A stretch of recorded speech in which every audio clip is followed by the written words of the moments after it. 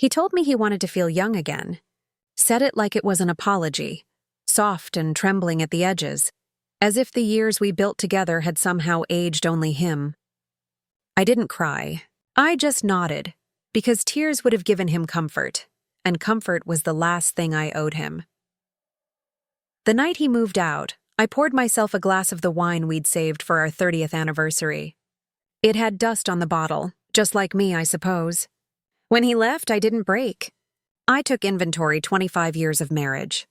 2 children, 3 houses, 1 empire. His built on my quiet hands, my forgotten ambitions, my nights balancing ledgers while he played visionary. I made him wealthy. I made him stable. And now he wanted to feel alive again. We met when I was 22, waiting tables at a business conference. He was charming in that dangerous, determined way men are before they get what they want. I fell fast, believed faster. He said he saw potential in me. What he really saw was loyalty. I stood beside him through every failure, every sleepless night, every victory. I raised his children while he raised his image. I learned how to smile at board dinners, how to fade behind him while he took credit for my words, my ideas, my quiet fixes. But he used to look at me like I was his reason, until one day he didn't. It started small. He changed cologne, started working out again, bought new suits, slimmer cuts, younger styles. Then came the late nights at the office, the phone turned face down at dinner, the sudden irritation at the sound of my voice. I didn't ask questions. I didn't have to. I knew the pattern too well. He'd taught me to recognize deceit in competitors. I simply applied the lesson at home. The proof came on a Thursday. A lipstick shade too young, too loud, staining his shirt collar. I remember folding that shirt with steady hands, the way I'd folded his clothes for decades. But this time, I pressed the crease sharper than usual, like a blade. He confessed 2 weeks later. Said her name was Lena, 31, a marketing assistant from his firm. She makes me laugh again, he said. Makes me feel young. I looked him in the eye and smiled. Then you should hold on to that feeling. He mistook my calm for acceptance. And I let him. The next morning, I called my lawyer, not to file for divorce yet, but to prepare. I had drawn up that prenup 25 years ago. I'd insisted on it.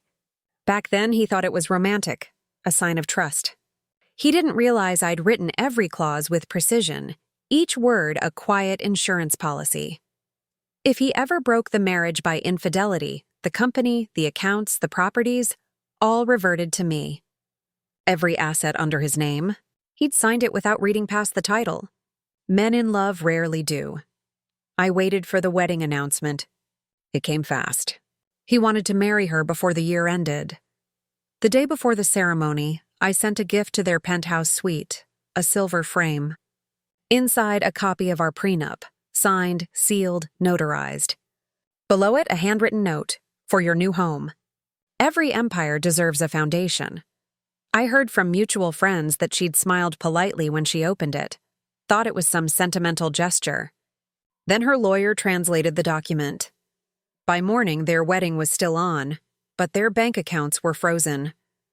The company shares, his cars, even the penthouse, they were legally mine. He called me that night. His voice was shaking, broken, unrecognizable. What have you done? What you taught me, I said. Strategic planning. I attended the ceremony anyway, sat quietly at the back. She walked down the aisle smiling, though her hands trembled when she reached him. They said their vows under the soft light of chandeliers I had paid for. The guests whispered, sensing something wasn't right. And when the officiant asked if anyone objected, I didn't speak. I just met his eyes and smiled. That was enough. He looked pale. His hand slipped from hers, because by then he knew. His new wife had already hired her own lawyer, and his business partners, suddenly reassessing their confidence in him, had pulled out. By the time the cake was cut, he was ruined. A month later, he came to see me. Not out of love, out of desperation. He wanted to renegotiate, rebuild, reclaim what was his. I listened patiently. Then I leaned forward. You left to feel young again, I said. How's that working out? His silence was the sweetest sound I'd heard in years. Now, every morning, I sit in the same office where he once sat. His name still glimmers faintly on the frosted glass door, soon to be replaced by mine.